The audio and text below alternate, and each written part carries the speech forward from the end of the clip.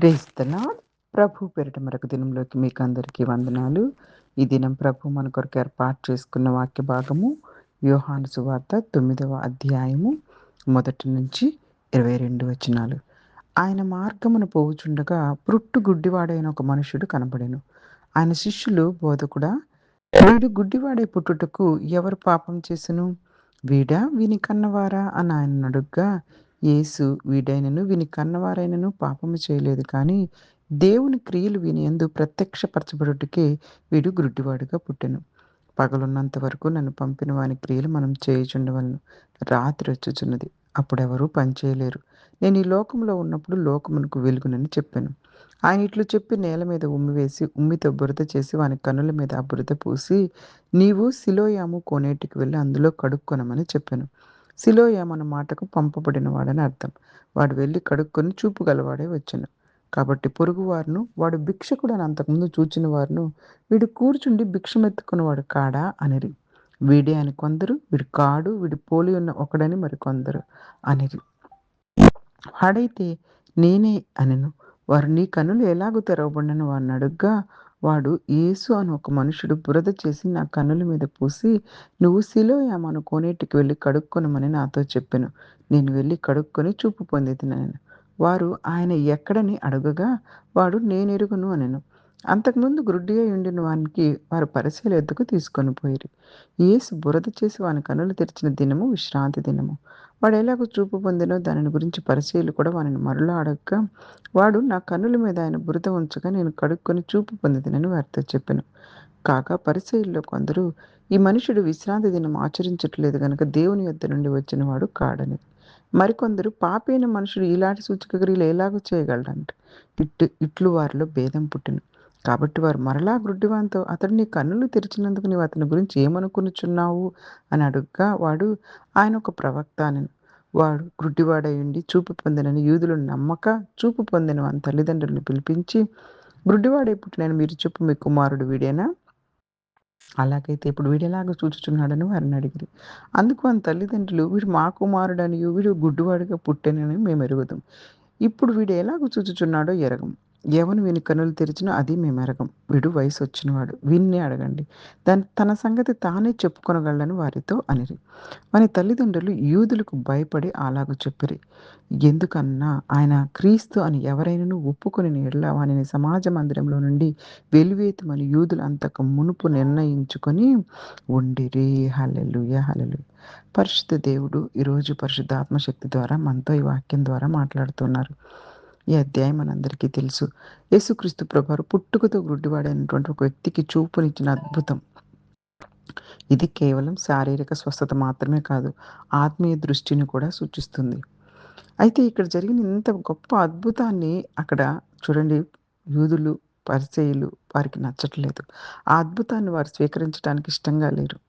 ఆ అద్భుతాన్ని గురించి ఆలోచించకుండా వారు ఏ విధంగా భయంకరంగా యేసుక్రీస్తు ప్రభువారిని శోధిస్తున్నారో చూస్తూ ఉంటే గనక చూడండి, యేసుక్రీస్తు ప్రభువారు వెళ్తుంటే మొట్టమొదట ఈ వచనాల్లో గుడ్డివాడైన ఒక మనిషిని చూచారు.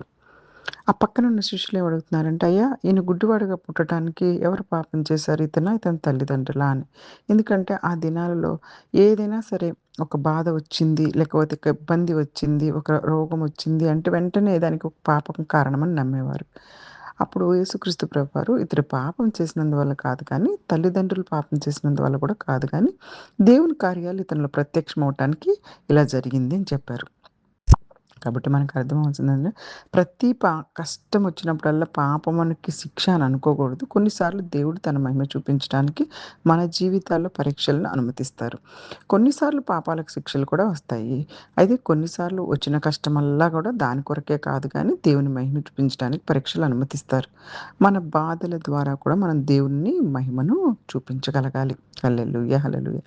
అప్పుడు ఇక్కడ యేసుక్రీస్తు ప్రభువారు మరలా వెలుగున్నంత వరకు పని చేయాలి అని చెప్తూ, పగలున్నప్పుడే నన్ను పంపిన వాని కార్యాలు చేయాలి, రాత్రి వస్తుంది అప్పుడు ఎవరు పని చేయలేరు అంటున్నారు. అంటే దేవుడు లోకానికి మనకి ఇస్తున్నటువంటి సమయం, లోకంలో మనకి ఇస్తున్న సమయంలో దేవుని సేవకు ఉపయోగించుకోవాలి, దేవుని కార్యాలు మనం చేయాలి, దేవుని పనిలో మనము ఉండాలి అని తెలియపరుస్తున్నారు. ఆ తర్వాత ఒక దినం వస్తుంది, ఆ దినం చేయాలన్నా చేయలేమంటే అది చీకటి. భయంకరమైనటువంటి సమయము రాబోతుంది. కాబట్టి ఆ సమయంలో మనం చేయలేం. కానీ సమయం ఉన్నప్పుడు దేవుని పనిలో ఉండాలి. యేసుక్రీస్తు ప్రభువారు మాత్రమే మన జీవితాలకు నిజమైన వెలుగని నమ్మిన వారు యేసుక్రీస్తు ప్రభువారి పనిలో ముందుకు సాగుతూ ఉండాలి. అక్కడ చూడండి అద్భుతమైన స్వస్థత. యేసుక్రీస్తు ప్రభువారు నేల మీద ఉమ్మేసి మట్టిని చేసి గుడ్డివాని కళ్ళకు పూసి అక్కడ సిలోవాము అనే కొనలో కడుక్కోమన్నారనమాట కొలనులో. ఆ కొలనుకి అర్థం అక్కడంతా కూడా మనకు రాయబడి ఉంది. సిలోయాము అంటే పంపబడినవాడని అర్థము. వెంటనే యేసుక్రీస్తు ప్రభువారు చెప్పిన మాటను ఆ యొక్క గుడ్డివాడు చెప్పిన మాటను విశ్వాసంతో, విధేయతతో పాటించాడు. కాబట్టి రోజు దేవుని యొక్క మాటలను మనం విశ్వాసంతో, విధేయతతో పాటించినప్పుడు మన జీవితాల్లో అద్భుతం జరుగుతుంది. ఆశీర్వాదం వస్తుంది. దేవుడు కొన్నిసార్లు సాధారణమైన మార్గాల ద్వారానే గొప్ప కార్యాలు చేస్తారు. ఇప్పుడు అక్కడున్న పొరుగు వారంతా ఈ రోజు భిక్షం ఎత్తుకొని ఉంటాడు కదా! ఇతనే గదా! ఇతనే గదా! అని చెప్పేసేసి అవును నేనే అని ధైర్యంగా చెప్తున్నారు. ఇంకా యేసుక్రీస్తు ప్రభువారు చేసిన అద్భుతాన్ని అందరికీ వివరించారు. కాబట్టి మన జీవితంలో దేవుడు మన జీవితాల్లో చేసే మేలులు, మన జీవితాల్లో చేసిన అద్భుత కార్యాలను మనం దాచుకోకుండా మన తరతరాలకు, మన జనరేషన్స్‌కి, మన పిల్లలకి చెప్పాలి. సాక్ష్యంగా అనేక మందికి కూడా మనం చెప్పగలిగే స్థితిలో ఉండాలి. ఎందుకంటే మనకు నిజమైన మార్పు ఇతరులకు తప్పకుండా కనిపిస్తుంది. ఇంకా అక్కడ విశ్రాంతి దినం జరిగింది. పరిసయ్యులు యేసుక్రీస్తు ప్రభువారిని విమర్శించడం మొదలుపెట్టారు. ఎందుకంటే ఈ గ్రుడ్డివానికి కన్నులు తెరిచిన దినం విశ్రాంతి దినం. ఆ మనిషి దేవుని నుంచి వచ్చినవాడు కాదని కొంతమంది, మరి కొంతమందేమో ఆయన కన్నులు తెరిచిన దినం విశ్రాంతి దినం కాబట్టి విశ్రాంతి దినం ఏ విధంగా ఆయన పని చేస్తారు? విశ్రాంతి దినం పని చేయకూడదు కదా! అని వాదించుకుంటూ ఉన్నారనమాట. ఈ అద్భుతాన్ని మరెవరు గ్రహించట్లేదు. విశ్రాంతి దినంను గురించి మరలా విచారణ చేయటానికి యేసుక్రీస్తు ప్రభు. ఇక చూడండి ఎంత భయంకరమైనటువంటి స్థితి. ఆ మనిషి దేవుని నుండి వచ్చినవాడు కాదని. మరికొంతమందేమో ఇంత గొప్ప అద్భుతము దేవుని నుంచి వచ్చినవాడు కాకుండా ఎవరు చేస్తారు? పాపులైతే చేయగలుగుతారా? ఈయనేం పాపి కాదు. ఈయన మంచివాడు అని కొంతమంది నమ్ముతున్నారు. సో, ఇద్దరికి భేదం పుట్టేస్తుంది. కొంతమంది ఇలా, కొంతమంది అలా మాట్లాడుతున్నారు. అప్పుడు గుడ్డివాడిని పిలిచి వాళ్ళేమడుగుతున్నారంటే, "నువ్వేమనుకుంటున్నావు అసలు ఆయన గురించి?" అంటే అప్పుడు గుడ్డివాడేం చెప్తుందంటే, "ఆయన ఒక ప్రవక్త" అని చెప్తున్నారు. అద్భుతం చూసిన కొందరు హృదయాన్నేమో కఠినపరుచుకుంటున్నారు. అద్భుతం చేసుకుంటున్నటువంటి వారిని చూసిన కొంతమంది విశ్వాసులు సత్యం వైపు నిలబడుతున్నారు. మనం ఎప్పుడు కూడాను దేవుని వైపు, సత్యం వైపు నిలబడాల.